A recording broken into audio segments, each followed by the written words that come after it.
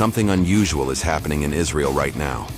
And if the rumors spreading across the internet turn out to be true, this story could trigger one of the most serious political shocks in the Middle East in years. Because for several days now, Israeli Prime Minister Benjamin Netanyahu has almost completely disappeared from public view. No speeches, no public appearances, no live footage, just silence. Now here's where things start to get strange. Suddenly a video appears online showing Netanyahu answering questions from journalists. At first glance, everything looks normal. But when people started examining the video more closely, something strange appeared. In one frame, Netanyahu seems to have 6 fingers. In another moment, his teeth appear to vanish and reappear while he speaks.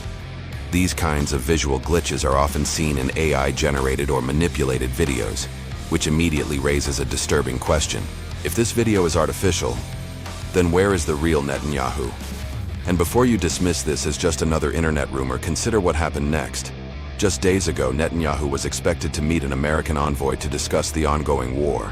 The meeting was suddenly canceled. Now, of course, meetings during wartime are often rescheduled. That alone proves nothing. But here is what makes the situation unusual.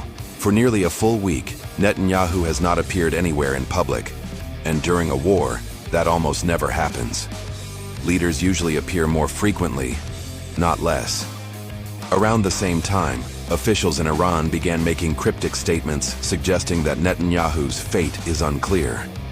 Naturally, speculation began spreading rapidly across social media. But the next strange moment didn't happen in Israel. It happened in Washington. During a live interview, a senior U.S. official suddenly received an urgent message.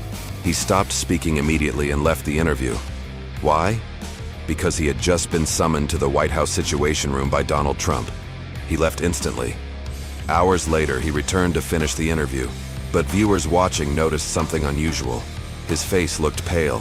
His speech seemed slightly disorganized, almost as if something serious had just happened behind closed doors. And then, at almost the exact same time, something appeared online. An official Israeli government account posted a message saying they were trying to establish contact with Netanyahu. But within minutes, the tweet was deleted, completely removed. And that was the moment when speculation across the internet exploded. But to understand why people are connecting these events, we need to look at something most people outside Israel have never heard about. In the center of Tel Aviv, there is a street called Leonardo da Vinci Street. If you look at it on a map, it appears completely ordinary. Just another street in a busy city. But beneath that street lies something extraordinary. A massive underground military command center known as the Da Vinci Complex, also called Site 81. Think of it as Israel's version of the Pentagon, except instead of being built above ground, it is buried deep beneath the city. The complex covers nearly 6,000 square meters underground.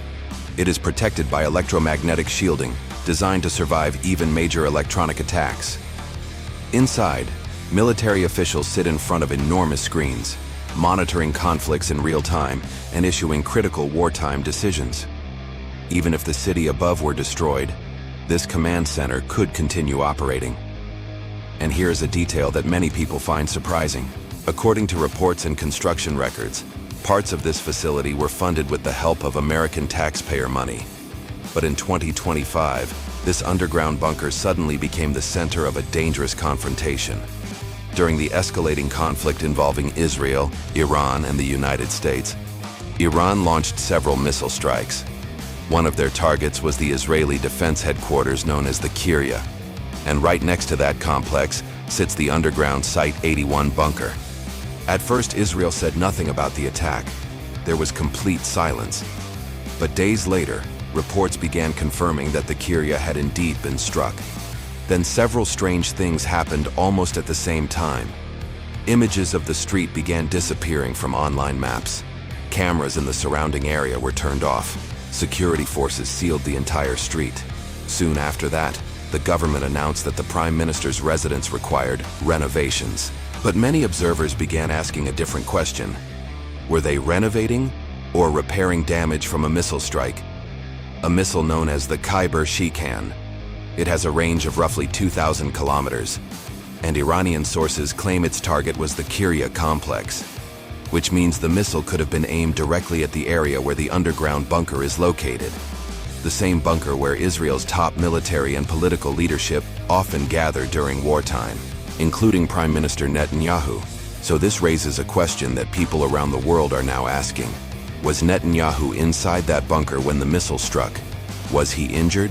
Or something worse? At this moment, nobody outside the inner circles of the Israeli government truly knows. But analysts point out something that makes the situation even more unusual.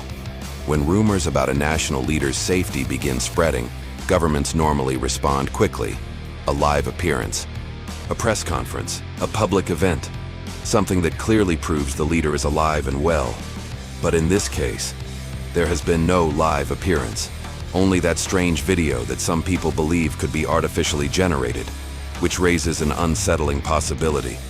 What if something serious actually happened behind those bunker doors? And if Netanyahu were truly dead or incapacitated, the consequences could be enormous. The United States would suddenly face a major strategic decision. One option would be to step back from the conflict, but that could allow Iran to claim a significant geopolitical victory. Iran could demand reparations. It could also increase influence over critical global shipping routes like the Strait of Hormuz, through which a significant portion of the world's oil supply passes every day. Control over that narrow waterway could reshape the balance of economic power in the region, which is why many analysts believe Washington would find such an outcome unacceptable. The other possibility would be escalation, greater military involvement, possibly even troops on the ground. But Iran's Foreign Minister Abbas Araghchi has already issued a warning. He said simply, "We are ready." So right now the world is watching and waiting. Is Netanyahu alive? Is he injured? Or is this entire mystery part of a strategic wartime deception?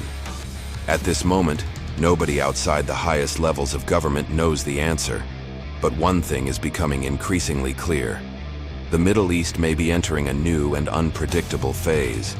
And if this conflict escalates, the consequences may not remain confined to the region. Because sometimes in geopolitics, the most important events are not the ones we see clearly. They are the ones hidden behind silence.